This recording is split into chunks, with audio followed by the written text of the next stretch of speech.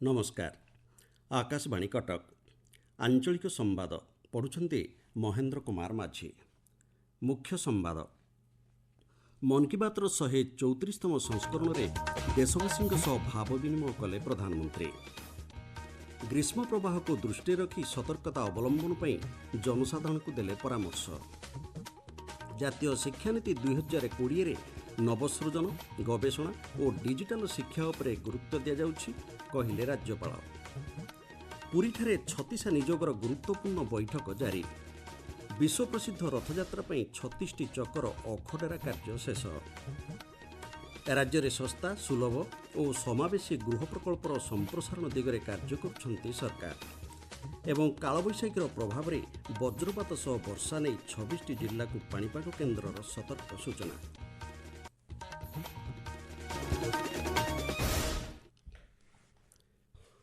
देश में वृद्धि पाउथिबा प्रबल गरम और गुळुगुळी समय सर्वाधिक सतर्कता अवलंबन करने प्रधानमंत्री नरेंद्र मोदी जनसाधारण को परामर्श देइछन्ते। आकाशवाणी मन की बात 134तम संस्करण में आज देशवासी को संबोधन कर श्री मोदी कहते ग्रीष्म प्रकोप को रक्षा पाइबापी सरकारी और बेसरकारी स्तर में विभिन्न कार्यक्रम जारी रही। प्रबल खरा समय यथेष्ट पानी पीवा सहित घर बाहर को जीवाई सतर्कता अवलंबन करने को श्री मोदी परामर्श देइछन्ते। एही अवसर में प्रधानमंत्री श्री मोदी ओडिशार बेलपणा को प्रशंसा करी कहते प्रबल गरम अनुभूत समय बेलपणा भली ठंडा पानीय स्वास्थ्य हितकारक। ग्रीष्म ऋतु में आंबर उत्पादन एवं यार ग्रहणीयता उपरे आलोकपात करी प्रधानमंत्री कहते प्रत्येक अंचल उत्पादित हेउथिबा आंबर स्वतंत्र स्वाद और सुगंध रही। ଏହି ଅବସରରେ ସେ ଦେଶର ବିଭିନ୍ନ ପ୍ରାନ୍ତରେ ଉତ୍ପାଦିତ ହେଉଥିବା ଆମ୍ବ ସମ୍ପର୍କରେ ତାଙ୍କ ସମ୍ବୋଧନରେ କହିଛନ୍ତି। ଆମ୍ବ ଚାଷ ସହିତ ଜଡ଼ିତ ଚାଷୀଙ୍କ ଉଦ୍ୟମକୁ ପ୍ରଶଂସା କରି ପ୍ରଧାନମନ୍ତ୍ରୀ କହିଛନ୍ତି କୃଷି ଅର୍ଥନୀତିକୁ ଗତିଶୀଳ କରିବାରେ ଏହା ବେଶ୍ ସହାୟକ ହେଉଛି। ଗ୍ରାମାଞ୍ଚଳରୁ ଆମ୍ବ ଏବେ ବିଶ୍ୱ ବଜାରରେ ପହଞ୍ଚିଛି। ଝାଡ଼ଖଣ୍ଡର ରାଞ୍ଚିରେ ସମ୍ପ୍ରତି ଅନୁଷ୍ଠିତ ଜାତୀୟ ବରିଷ୍ଠ ଦୌଡ଼କୁଦ ସଂଘ ପକ୍ଷରୁ ଆୟୋଜିତ ପ୍ରତିଯୋଗିତା ସମ୍ପର୍କରେ ଉଲ୍ଲେଖ କରି ପ୍ରଧାନମନ୍ତ୍ରୀ କହିଛନ୍ତି ଏଥିରେ 800 ଖେଳାଳି ବିଭିନ୍ନ ବର୍ଗରୁ ଅଂଶଗ୍ରହଣ କରିଥିଲେ। 4ଟି ଜାତୀୟ ରେକର୍ଡ ପ୍ରତିଷ୍ଠା କରିଥିବା ଖେଳାଳିଙ୍କୁ ଶ୍ରୀ ମୋଦି ଅଭିନନ୍ଦନ ଜଣାଇଛନ୍ତି। 100 ମିଟର ଦୌଡ଼ ପ୍ରତିଯୋଗିତାରେ ନୂତନ ରେକର୍ଡ ସ୍ଥାପନ କରିଥିବା ଗୁରିନ୍ଦର ବୀର ସିଂ ଏବଂ ଓଡ଼ିଶାର ଖେଳାଳି ଅନିମେଷ କୁଜୁରୁଙ୍କ ସହ ଶ୍ରୀ ମୋଦି କଥାବାର୍ତ୍ତା କରିଛନ୍ତି। କାର୍ଯ୍ୟକ୍ରମ ସମୟରେ ଏହି ଖେଳାଳିମାନେ ପ୍ରଧାନମନ୍ତ୍ରୀଙ୍କ ସହ ସେମାନଙ୍କର ଅଭିଜ୍ଞତା ବର୍ଣ୍ଣନା କରିଥିଲେ। प्रधानमंत्री कहते ज्योतिर्विज्ञान सर्वदा युववर्गों कौतूहल सहित अनुसंधान दिगरे प्रेरणा प्रदान करुच्छे। ज्योतिर्विज्ञान क्लब देशव्यापी क्रमशः लोकप्रिय हेउछि। युवपीढ़ी को यह क्लब्रे सामिल हेबा सह अवकाश दिनगुड़िकरे प्लानेटोरियम परिदर्शन करने को अनुरोध करिसेंते। विभिन्न क्षेत्र में प्रशंसनीय कार्य करिथिबा नागरिकों संपर्क में प्रधानमंत्री आलोकपात करिसेंते। समाज पर निरंतर कार्य करुवा लोकों ठारू शिक्षा लाभ करी निजे किछि भल कार्यर अंश हेबाकु प्रधानमंत्री समस्त को आह्वान देइछन्ते। भुवनेश्वर लोकभवन ठारे कुलपति सम्मेलन 2026 को राज्यपाल डॉक्टर हरिबाबू कंभमपाटी उद्घाटन करिसेंते। जातीय शिक्षा नीति 2020 डिजिटल शिक्षा दक्षता वृद्धि नवसृजन गवेषणा और नवीनता को प्रोत्साहन एवं कौशल भित्तिक शिक्षा उपरे गुरुत्व दिया जाउछि बोली राज्यपाल कहते। विश्वविद्यालय निर्माण करुवा दक्ष मानव संबल उभय देश और राज्यर भविष्य को नूतन रूपरेखा प्रदान करिथाए। कार्यक्रम में मुख्यमंत्री मोहन चरण माझी जोगदे कहते जातीय शिक्षा नीति युवपीढ़ी स्वर्णिम भविष्य गठन दिगरे एक माइल खुंट सदृश। छात्र छात्री को सर्वोत्तम और अंतर्जातीय स्तर शिक्षा प्रदान पई एथिरे प्रयास करा जायछि। ओडिशा एक समृद्ध शिक्षा क्षेत्र में अग्रगति करने सहित समग्र देश में नेतृत्व नेउछि बोली मुख्यमंत्री कहते।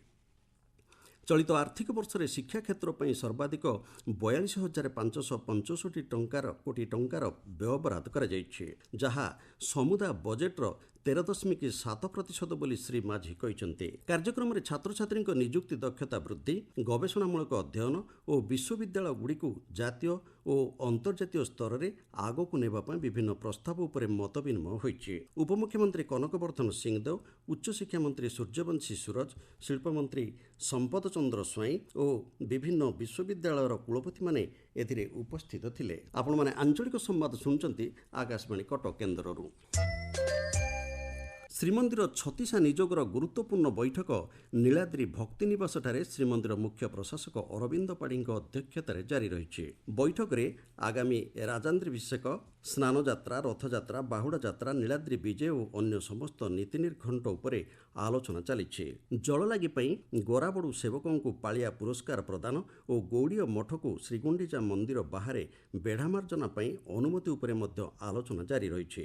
ବୈଠକରେ ଜିଲ୍ଲାପାଳ ଦିବ୍ୟଜ୍ୟୋତି ପରିଡ଼ା, ଆରକ୍ଷୀ ଅଧୀକ୍ଷକ, ବିଭିନ୍ନ ଅଧିକାରୀ ଏବଂ ଶ୍ରୀମନ୍ଦିର ପରିଚାଳନା କମିଟି ସଦସ୍ୟମାନେ ଉପସ୍ଥିତ ଅଛନ୍ତି। ବିଶ୍ୱପ୍ରସିଦ୍ଧ ପୁରୀ ରଥଯାତ୍ରା ପାଇଁ ରଥଖଳାରେ ରଥ ନିର୍ମାଣ କାର୍ଯ୍ୟ ଜାରି ରହିଛି। ଅପରାହ୍ନରେ 3 ରଥର ସମସ୍ତ ଚକ ଓ ଅଖଗୁଡ଼ିକୁ ଯୋଖାଯାଇଛି। ପରମ୍ପରା ଅନୁସାରେ ଗତ ଭଉଁରୀ ତିଥିରେ 3 ରଥର 2 ଯୋଡ଼ା ନାହାକା ଚକରେ ଅଖଟେରା କାର୍ଯ୍ୟ ସମ୍ପନ୍ନ ହୋଇଥିଲା।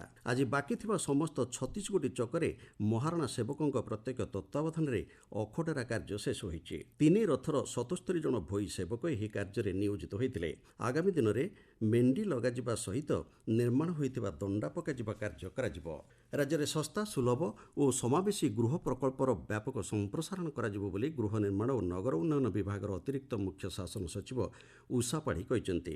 ଭୁବନେଶ୍ୱରଠାରେ ରାଜ୍ୟ ଗୃହ ନିର୍ମାଣ ବିଭାଗ OSHBର ସମୀକ୍ଷା ବୈଠକରେ ଯୋଗଦେଇ ଶ୍ରୀମତୀ ପାଢ଼ୀ କହିଛନ୍ତି, ବିଭିନ୍ନ ବୃହତ ଆବାସିକ ପ୍ରକଳ୍ପ କାର୍ଯ୍ୟକୁ ଜିଲ୍ଲା ସଦର ମହକୁମାକୁ ସମ୍ପ୍ରସାରିତ କରାଯିବ। ବୈଠକରେ ବୋର୍ଡର ଅଗ୍ରଗତି ଓ ଆଗାମୀ କାର୍ଯ୍ୟଖସଡ଼ା ସମ୍ପର୍କରେ ବିଭାଗର ସ୍ୱତନ୍ତ୍ର ସଚିବ ସୂଚନା ପ୍ରଦାନ କରିଥିଲେ।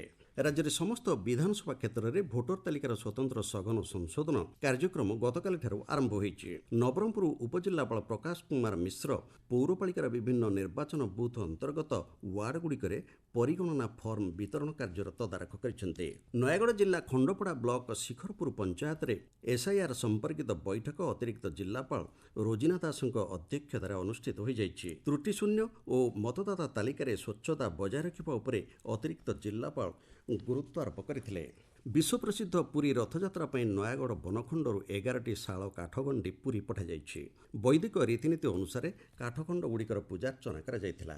ମାଲକାନଗିରିରେ 14 ବର୍ଷରୁ କମ୍ CM ଟ୍ରଫି ଜୋନ୍ ସ୍ତରୀୟ ଖୋଖୋ ଚମ୍ପିୟନସିପ୍ରେ ଭାଗ ନେବା ପାଇଁ ଉଭୟ ବାଳକ ଓ ବାଳିକା ବର୍ଗର 27 ଜଣ କ୍ରୀଡ଼ାବିତ୍ ଅନୁଗୁଳ ଗସ୍ତ କରିଛନ୍ତି। ଆସନ୍ତା ମଙ୍ଗଳବାରଠାରୁ ଗୁରୁବାର ପର୍ଯ୍ୟନ୍ତ ଏହି ପ୍ରତିଯୋଗିତା ଅନୁଷ୍ଠିତ ହେବ। ଭଦ୍ରକ ଜିଲ୍ଲା ବନ୍ତ ସରସ୍ୱତୀ ଶିଶୁ ବିଦ୍ୟା ମନ୍ଦିରରେ ଯୋଗ ଶିକ୍ଷକ ଶିବିର ଅନୁଷ୍ଠିତ ହୋଇଯାଇଛି। ଏଥିରେ ପତଞ୍ଜଳି ଯୋଗ ସମିତିର କର୍ମକର୍ତ୍ତା ଯୋଗଦେଇ ସୁସ୍ଥ ଜୀବନ ପାଇଁ ଯୋଗର ଉପକାରିତା ଏବଂ ଯୋଗ ଶିକ୍ଷାର ବ୍ୟାପକ ପ୍ରଚାର ପ୍ରସାର ଉପରେ ଗୁରୁତ୍ୱାରୋପ କରିଥିଲେ। ଗଞ୍ଜାମ ଜିଲ୍ଲାକୁ ଅପରାଧମୁକ୍ତ କରିବା ପାଇଁ ପ୍ରଶାସନ ପକ୍ଷରୁ ଏକ ଜିଲ୍ଲାସ୍ତରୀୟ ସମନ୍ୱୟ କମିଟି ବୈଠକ ଅନୁଷ୍ଠିତ ହୋଇଯାଇଛି। ଅପରାଧରେ ଜଡ଼ିତ ଥିବା ବ୍ୟକ୍ତିଙ୍କ ଉପରେ ତୀକ୍ଷ୍ଣ ନଜର ରଖାଯିବା ନେଇ ଜିଲ୍ଲା ପୁଲିସ ପକ୍ଷରୁ ବ୍ୟାପକ ପ୍ରସ୍ତୁତି ଆରମ୍ଭ ହୋଇଥିବା ଆରକ୍ଷୀ ଅଧୀକ୍ଷକ ହରିଶ ବିଶି କହିଛନ୍ତି। ଭଦ୍ରକ ଜିଲ୍ଲା ଧାମନଗର ବ୍ଲକ ଅନ୍ତର୍ଗତ କରଦା ସେବା ସମବାୟ ସମିତିରେ ଚାଷୀ ଋଣ ବିତରଣ କାର୍ଯ୍ୟକ୍ରମ ଅନୁଷ୍ଠିତ ହୋଇଯାଇଛି। ଜିଲ୍ଲାର 108ଟି ସେବା ସମବାୟ ସମିତି ମଧ୍ୟରୁ କରଦା ସମିତିରେ 61,88,000 ଟଙ୍କା ଲାଭାଂଶ ହୋଇଛି। 2,299 ଜଣ ଚାଷୀଙ୍କୁ 7 ଲକ୍ଷରୁ ଉର୍ଦ୍ଧ୍ୱ ଟଙ୍କାର ଲାଭାଂଶ ପ୍ରଦାନ କରାଯିବ ବୋଲି ଜଣାପଡ଼ିଛି। ତମାଖୁ ସେବନ ଏବଂ ସ୍ୱାସ୍ଥ୍ୟ ପ୍ରତି ଏହାର କୁପ୍ରଭାବ ସମ୍ବନ୍ଧରେ ଜନସଚେତନତା ସୃଷ୍ଟି ଉଦ୍ଦେଶ୍ୟରେ ଆଜି ବିଶ୍ୱ ତମାଖୁ ବର୍ଜନ ଦିବସ ପାଳନ କରାଯାଉଛି। ରାଜ୍ୟର ବିଭିନ୍ନ ସ୍ଥାନରେ ସରକାରୀ ଓ ବେସରକାରୀ ସଂଗଠନ ପକ୍ଷରୁ ବିଶ୍ୱ ତମାଖୁ ବର୍ଜନ ଦିବସ ପାଳନ କରାଯାଉଛି। ବୌଦ୍ଧ ଜିଲ୍ଲା ସ୍ୱାସ୍ଥ୍ୟ ବିଭାଗ ପକ୍ଷରୁ ଆୟୋଜିତ ତମାଖୁ ବର୍ଜନ ସଚେତନତା ସଭାରେ ଅତିରିକ୍ତ ଜିଲ୍ଲା ଜନସ୍ୱାସ୍ଥ୍ୟ ଅଧିକାରୀ ଡାକ୍ତର BKRC ହେମ୍ବ୍ରମ ଯୋଗଦେଇ ତମାଖୁର କୁପ୍ରଭାବ ସମ୍ପର୍କରେ ଆଲୋଚନା କରିଥିଲେ।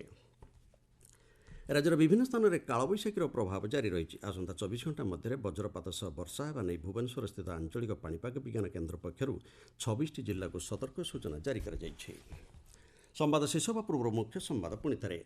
ମନ୍ କି ବାତ୍ର 134ତମ ସଂସ୍କରଣରେ ଦେଶବାସୀଙ୍କ ସହ ଭାବ ବିନିମୟ କଲେ ପ୍ରଧାନମନ୍ତ୍ରୀ। ଗ୍ରୀଷ୍ମ ପ୍ରବାହକୁ ଦୃଷ୍ଟିରେ ରଖି ସତର୍କତା ଅବଲମ୍ବନ ପାଇଁ ଜନସାଧାରଣଙ୍କୁ ଦେଲେ ପରାମର୍ଶ। ଜାତୀୟ ଶିକ୍ଷାନୀତି 2020ରେ ନବସୃଜନ, ଗବେଷଣା ଓ ଡିଜିଟାଲ ଶିକ୍ଷା ଉପରେ ଗୁରୁତ୍ୱ ଦିଆଯାଉଛି କହିଲେ ରାଜ୍ୟପାଳ। ଏବଂ କାଳବୈଶାଖୀର ପ୍ରଭାବରେ ବଜ୍ରପାତ ସହ ବର୍ଷା ନେଇ 26ଟି ଜିଲ୍ଲାକୁ ପାଣିପାଗ କେନ୍ଦ୍ରର ସତର୍କ ସୂଚନା। ଆଞ୍ଚଳିକ ସମ୍ବାଦ ଆଜି ପାଇଁ ଏତିକିରେ ଶେଷ ହେଲା। ନମସ୍କାର।